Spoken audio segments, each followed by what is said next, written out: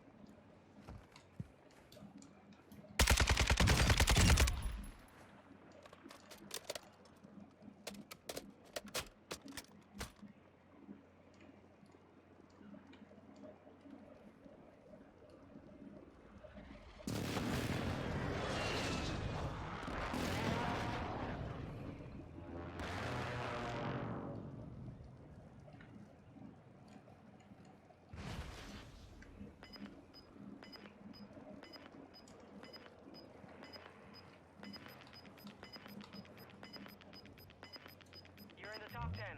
Well done. Gas is moving in. New safe zone located.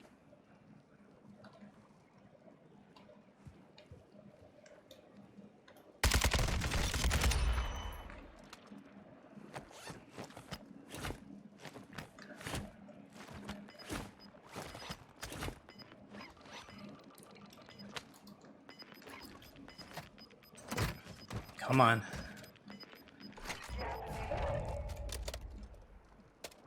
Come on, I need 3 more. I need 3 more kills, baby.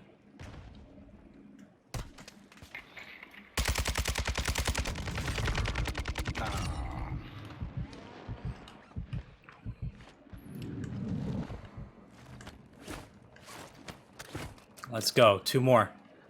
2 more, baby.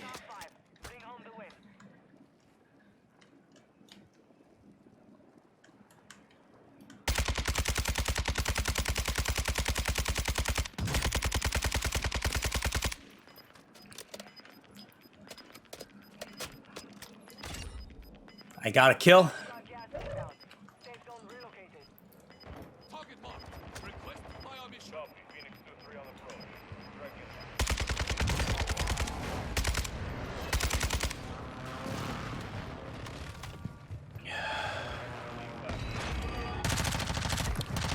There's my 20, baby. There's 20. Get that monkey off my back. Let's go.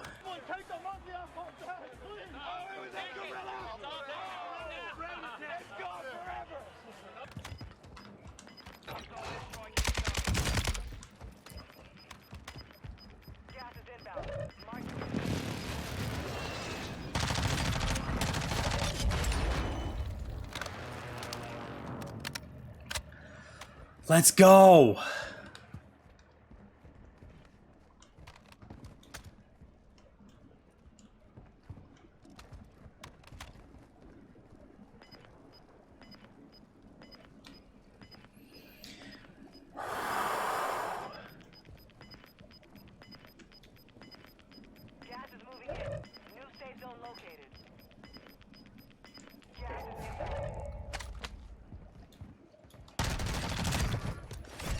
Let's go!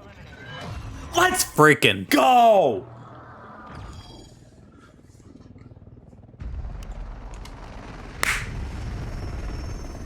Wasn't even planning on streaming, but I'm glad I was able to record that ending. Let's go!